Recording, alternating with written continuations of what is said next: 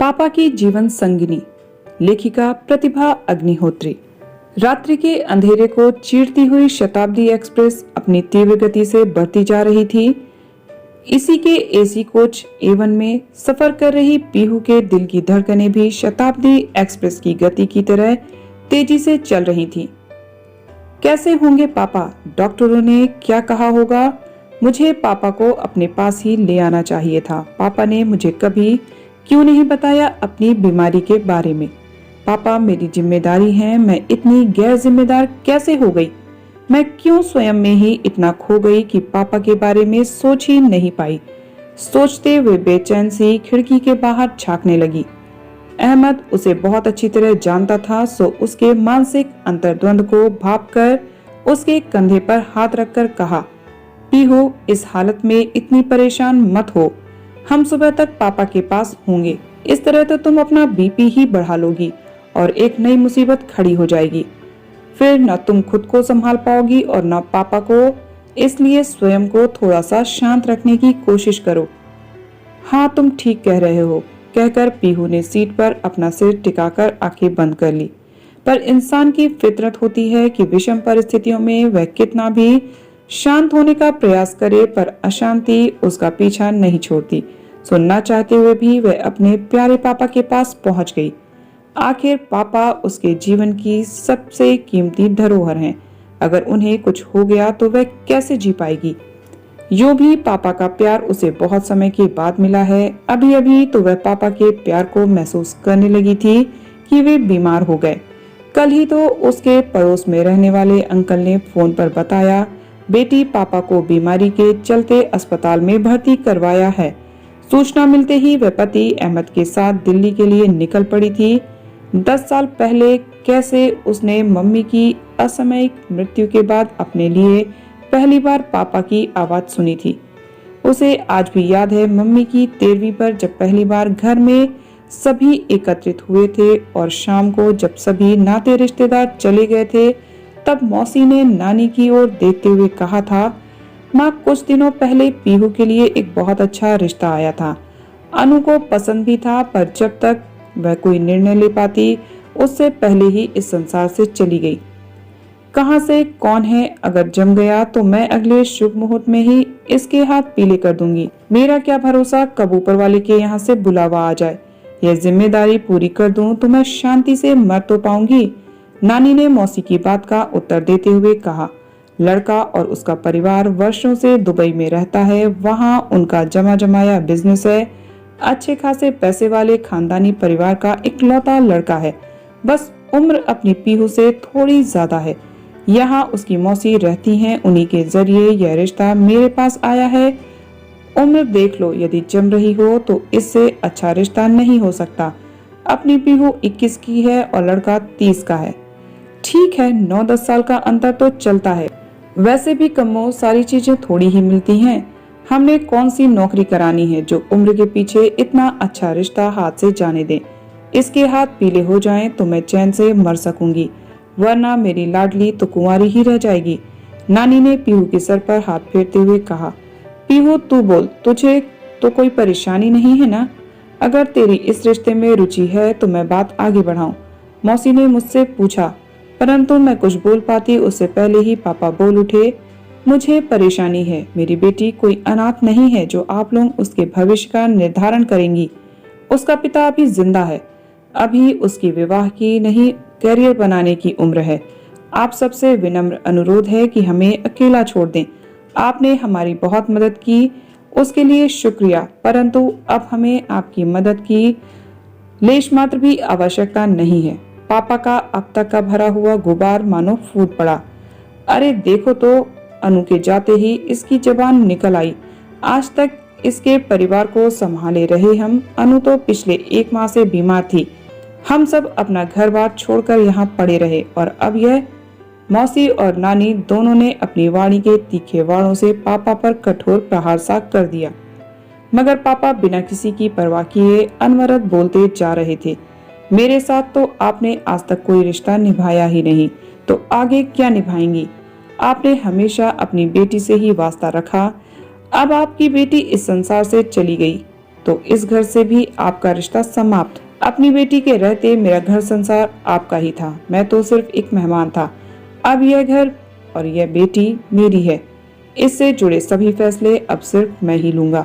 आप लोग भी अपना अपना घर देखें। अपनी पत्नी से मैं बहुत प्यार करता था, इसलिए आपको भी अपने घर में सहन कर रहा था। वैसे भी आपने तो मेरे गृहस्थ जीवन को बर्बाद कर ही दिया। पैसे के लिए कोई कैसे अपनी बेटी और बहन की जिंदगी तबाह करता है, यह मैंने केवल पत्र पत्रिकाओं में ही पढ़ा और टीवी सीरियल्स में देखा ही था और हमेशा इसे अतिशयोक्ति मानता रहा। परंतु आप लोगों को देखकर यकीन भी कर पाया कि सच में इस समाज में सब कुछ संभव है। आप लोग हमें हमारे हाल पर छोड़ दें। कहते कहते भावुक होकर पापा ने मेरे सिर पर अपना हाथ फेरते हुए मुझे अपने सीने से लगा लिया। पापा की बात सुनकर नानी और मौसी का मुंह जरा सा रह गया। पापा को इतनी गंभीर मुद्रा में उन्होंने पहली बार देखा था। चूंकि दोनों के घर दिल्ली में ही थे, सो वे उसी समय भनभनाती हुई अपने घर चली गईं। पर पापा की बात सुनकर मेरी आंखों में बिजली सी कौंध गई। आज मैं 21 वर्ष की होने को आई थी, पर मैंने पापा का इतना रौद्र रूप कभी नहीं देखा था। हमारे घर में बस माँ और उसके परिवार वालों का ही बोलबाला था। माँ कॉलेज में प्रोफेसर थी और बहुत लोकप्रिय भी। नानी और मौसी के जाने के साथ ही पापा ने तेजी से भड़ाक की आवाज के साथ दरवाजा बंद कर दिया और मेरी ओर मुड़कर बोले, अरे पीहू, तुम अभी यहीं बैठी हो? कुछ हल्का बना लो, भूख लगी है। पापा की आवाज सुनकर मुझे कुछ होश आया और मैं वर्तमान में लौटी। फटाफट खिचड़ी बनाकर अचार पापड़ और दही के साथ डाइनिंग टेबल पर लगाकर आकर बैठ गई। पापा जैसे ही डाइनिंग रूम में आए तो सबसे पहले मेरे सिर पर वात्सल्य से हाथ फेरा और प्यार से बोले, बेटा, तुम्हारी माँ हमें अनायास छोड़कर चली गई। 21 साल की उम्र विवाह की नहीं होती। मैं चाहता हूँ कि तुम आत्मनिर्भर बनो ताकि जीवन में कभी भी दुख को आर्थिक रूप से कमजोर ना समझ। एक स्त्री के लिए आर्थिक रूप से आत्मनिर्भर होना बेहद आवश्यक है, क्योंकि आर्थिक आत्मनिर्भरता से आत्मविश्वास आता है और आत्मविश्वास से विश्वास, जो आपको किसी भी अनुचित कार्य का प्रतिरोध करने का साहस प्रदान करता है। कल से ही अपनी पढ़ाई शुरू कर दो, क्योंकि 2 माह बाद ही तुम्हारी परीक्षा है और जीवन में कुछ बनो। क्यों, ठीक कह रहा हूँ ना मैं? मुझे चुप बैठा देखकर पापा ने कहा, जी। पापा की बातें मेरे कानों में पड़ जरूर रही थी, परंतु मैं तो पापा को ही देखे जा रही थी। उनका ऐसा व्यक्तित्व, ऐसे उत्तम विचारों से तो मेरा आज पहली बार ही परिचय हो रहा था। मैंने जब से होश संभाला था, घर में मम्मी के मायके वालों का ही आधिपत्य पाया था।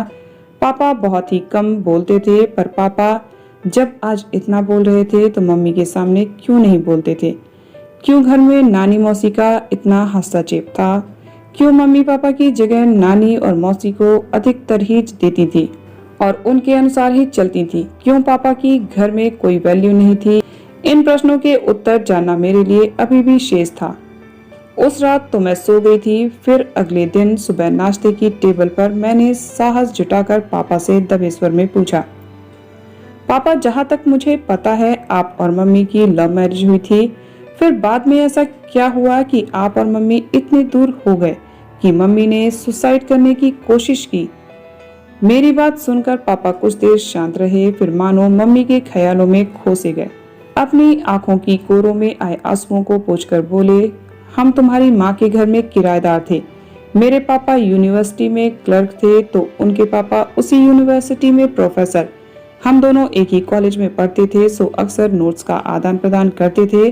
बस तभी नोट्स के साथ ही एक दूसरे को दिल दे बैठे हम। वह पढ़ने में होशियार थी और मैं बेहद औसत। पर प्यार कहाँ बुद्धिमान, गरीब, अमीर, जात पात और धर्म देखता है। प्यार तो बस प्यार है, एक सुखद एहसास है जिसे बयान नहीं किया जा सकता है, बल्कि केवल महसूस किया जा सकता है। और इस एहसास को हम दोनों ही बड़ी शिद्दत से महसूस कर रहे थे। एमए करने के बाद तुम्हारी मम्मी पीएचडी करके कॉलेज में प्रोफेसर बनी तो मैं बैंक में क्लर्क। हम दोनों ही बड़े खुश थे। बस अब माता पिता की परमिशन से विवाह करना था। पर जैसे ही हमारे परिवार वालों को पता चला तो उन्होंने साफ इनकार कर दिया, क्योंकि तुम्हारी माँ सिंधी और मैं तमिल था। 3 साल तक हम दोनों ने अपने अपने परिवार को मनाने की भरपूर कोशिश की, पर जब दूर दूर तक बात बनते नहीं दिखाई दी तो एक दिन घर से भागकर हम दोनों ने पहले कोर्ट मैरिज और फिर मंदिर में शादी कर ली। तुम्हारी मम्मी के घर में एक अविवाहित बड़ी बहन और माँ ही थी, सो उन्होंने तो कुछ समय बाद ही हमें स्वीकार कर लिया। पर मेरे घर वाले अत्यधिक जातिवाद और संकीर्ण मानसिकता के कट्टर धार्मिक थे, इसलिए उन्होंने कभी माफ नहीं किया और शादी वाले दिन से ही हमेशा के लिए हमसे सारे रिश्ते समाप्त कर लिए। उन्होंने अपना तबादला तमिलनाडु के ही रामेश्वरम में करवा लिया और सदा के लिए यह शहर छोड़कर चले गए। इतने प्यार के बाद भी मम्मी? पापा मानो मेरे अगले प्रश्न को समझ गए, सो बोले, विवाह के बाद जब तक हम भोपाल में थे सब कुछ ठीक ठाक था। हम सुखपूर्वक अपना जीवन यापन कर रहे थे। उस समय तू 8 साल की थी। जब तुम्हारी मम्मी का तबादला दिल्ली हुआ तो मैंने भी अपना ट्रांसफर करवा लिया। तुम्हारी मम्मी का मायका था दिल्ली, सो वे बहुत खुश थी। दिल्ली शिफ्ट होने के बाद तुम्हारी नानी और मौसी का आना जाना बहुत बढ़ गया था।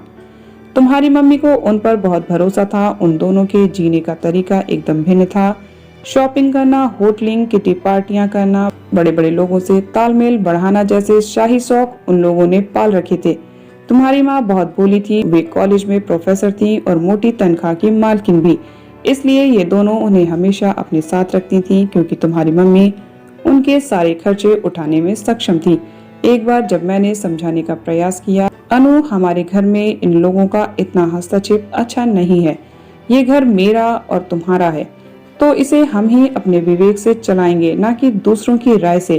पर मेरी बात सुनकर वह उल्टे मुझ पर ही बरस पड़ी कि देखो सुदेश, तुम्हारे अपने परिवार वालों ने तो हमसे किनारा कर ही लिया है, अब मेरे घर वाले तो आएंगे जाएंगे ही, यही लोग तो हमारा संबल हैं। यहाँ मैं अपनी माँ बहन के खिलाफ एक शब्द नहीं सुन सकती। दीदी की शादी नहीं हुई है और माँ को पापा की नाम मात्र की पेंशन मिलती है। अब तुम ही बताओ, मैं उनके लिए नहीं करूंगी तो कौन करेगा? अनु, मैं करने या उनका ध्यान रखने को मना कब कर रहा हूँ?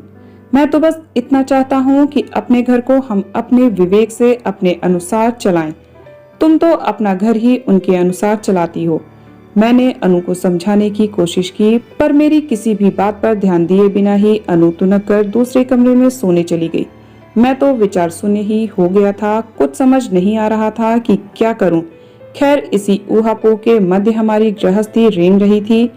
तुम अब 8 साल की नाजुक उम्र में पहुंच चुकी थी।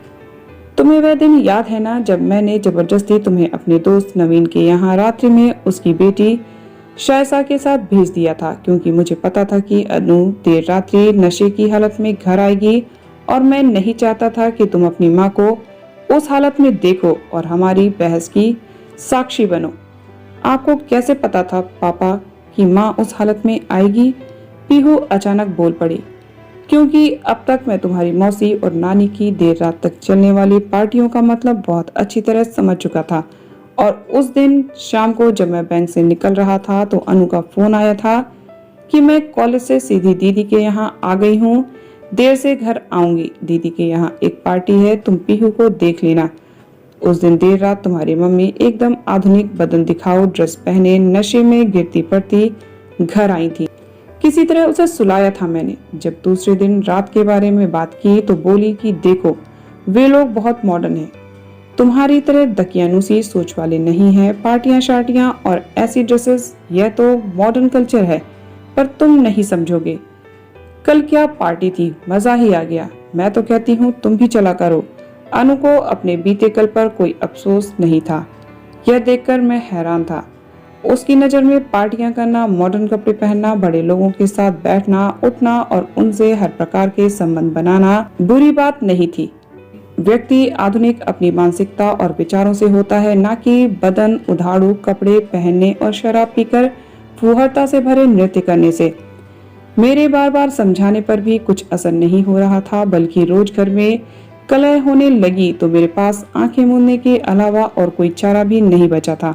तुम्हें वह न्यू ईयर याद है जिसे तुमने शायसा के घर में मनाया था और मैंने खुद तुम्हें वहां तुम्हारी जरा सी जिद करने पर भेज दिया, क्योंकि उस 31 दिसंबर को हम तीनों यानी मैं, तुम और तुम्हारी मम्मी ही एक साथ मनाने वाले थे। पर अचानक तुम्हारी नानी मौसी ने अपनी पार्टी में चलने को तुम्हारी मम्मी को तैयार कर लिया और हमारा प्लान कैंसिल करके मम्मी उनके साथ चली गई। जब मैंने उसे कहा तो बोली कि पीहू तो यूं भी शायसा के घर जाना चाहती है तो उसे भेज दो और तुम भी अपने दोस्तों के साथ कुछ प्लान कर लो। तो उस दिन आप अकेले ही रहे थे? हाँ, वह न्यू ईयर मैंने अकेले ही मनाया था और उस दिन तुम्हारी मम्मी से मेरी आखिरी बहस थी, क्योंकि उस दिन भी तुम्हारी मम्मी न्यू ईयर की पार्टी मनाने तुम्हारे दूर के मामा जी के फार्म हाउस पर गई थी अपनी माँ बहन के साथ। रात्रि के 3 बजे घर लौटी थी, नशे में मदहोश लड़खड़ाती हुई। सुबह जब मैंने इस पर बात करनी चाही तो वह फट पड़ी कि मेरी जिंदगी, मेरा पैसा, मेरा परिवार, तुम्हारा तो कुछ नहीं ले रही हूँ, मैं कैसे भी जीऊं? जब मैं तुमसे कोई अपेक्षा नहीं रखती तो तुम अपनी जिंदगी जियो और मैं अपनी। तब मैंने कहा कि अनु, तुम भूल रही हो कि हमारी बेटी अब किशोर हो रही है और उसे अच्छा माहौल देना हम दोनों की ही जिम्मेदारी है। इस पर बोली कि अरे, तो बेटी की परवरिश के नाम पर क्या मैं अपनी जिंदगी जीना छोड़ दूं, अपने शौक त्याग दूं, आदर्श भारतीय नारी की भांति घर में बैठ जाऊं? पल तो रही है, किस चीज की कमी है उसे? मैं अपनी जीवन शैली में कोई बदलाव नहीं कर सकती। 2-3 मेड लगा रखी हैं, अच्छे कॉन्वेंट स्कूल में पढ़ रही है, अच्छी ट्यूशन लगा रखी है, और क्या चाहिए उसे? उस दिन मैं समझ गया था कि अब तुम्हारी मम्मी को नहीं समझाया जा सकता, क्योंकि वह तो अपनी सोचने समझने की शक्ति ही खो चुकी थी। इसलिए मैंने आंख बंद करके मौन धारण करना ही उचित समझा और उस दिन का इंतजार करने लगा जब तुम्हारी मम्मी अपने विवेक से कुछ सोच समझ पाए। जब अपना ही सिक्का खोटा हो तो मैं तुम्हारी नानी और मौसी को क्या दोष देता? दरअसल अति आधुनिकता के नाम पर उच्छृंखलता ने उसे कहीं का नहीं छोड़ा था। तुम्हारी मौसी और नानी ने उसे अपने अनुसार ढाल लिया था। उसके पैसे पर स्वयं ऐश करने लगी थी, क्योंकि उन्हें पता था कि तुम्हारी माँ वही करेंगी जो कहेंगी। धीरे धीरे वे इससे पैसा ऐंठने लगी थी। कुछ समय पहले उसे शायद सब समझ में आने लगा था, पर अब सब हाथ से रेत जैसा फिसल गया था। अपनी माँ बहन को वह अपनी जिम्मेदारी समझ ना तो छोड़ पा रही थी और ना ही कुछ कह पा रही थी, जिससे वह तनाव में रहने लगी थी। कुछ दिनों से वह चुप सी रहने लगी थी। पिछले कुछ समय से अनिद्रा की शिकार थी। मैं कुछ कर पाता उससे पहले ही उसने नींद की गोलियां खाकर मौत को अपने गले लगा लिया और इंतजार अधूरा ही रह गया। वह दिल की बुरी नहीं थी, बहुत भोली थी, इसलिए तो दूसरों की बातों पर सहज भरोसा कर लेती थी। अब शायद तुम्हें मेरे मौन का कारण समझ आ गया हो। मैं बस इतना चाहता हूँ कि तुम इस साल अपनी ग्रेजुएशन पूरी कर लो, फिर कंपटीशन लड़ो और आत्मनिर्भर बनो। उसके बाद ही मैं तुम्हारा विवाह करूंगा। उसके बाद पापा ने मुझे पढ़कर आत्मनिर्भर बनाने में अपनी पूरी ताकत लगा दी। ग्रेजुएशन के बाद मैंने बैंक का एग्जाम दिया और जब मेरा एक साथ 2 बैंकों में चयन हुआ तो पापा की खुशी का ठिकाना नहीं था। पहली बार जब मैं अपनी छुट्टियों में घर आई थी तो पापा अपनी आंखों में आंसू भरकर बोले थे, मेरी तपस्या पूरी हो गई बेटा, अब बस तुम्हारा विवाह करना शेष है। पापा, मेरे बैंक में क्या कोई पसंद है तुम्हें?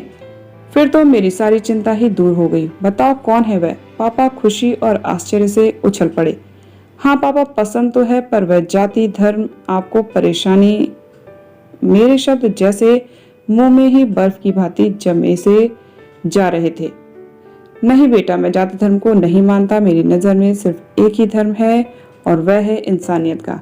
ये जाति की दीवारें तो हम इंसानों ने खड़ी की हैं। तुम खुलकर अपनी पसंद बताओ, मैं तुम्हारे द्वारा लिए गए हर फैसले में तुम्हारे साथ हूँ। पापा के इतना कहते ही मैं लिपट गई उनसे और खुश होते हुए बोली, मैं कल आपको उससे मिलवाऊंगी। अगले दिन मैं अहमद के साथ पापा के सामने थी। अहमद से मिलकर पापा बहुत खुश हुए और कुछ ही दिनों में बिना कोई देर किए पापा ने हम दोनों को विवाह के पवित्र बंधन में बांध दिया। मुझे आज भी विदाई के समय पापा के शब्द याद हैं, बेटा बस यही आशीष दूंगा कि अपने घर को तुम दोनों अपने विवेक से मिलजुल कर चलाना। अपने घर में किसी का भी दखल बर्दाश्त मत करना, फिर चाहे वह मैं ही क्यों ना हूँ।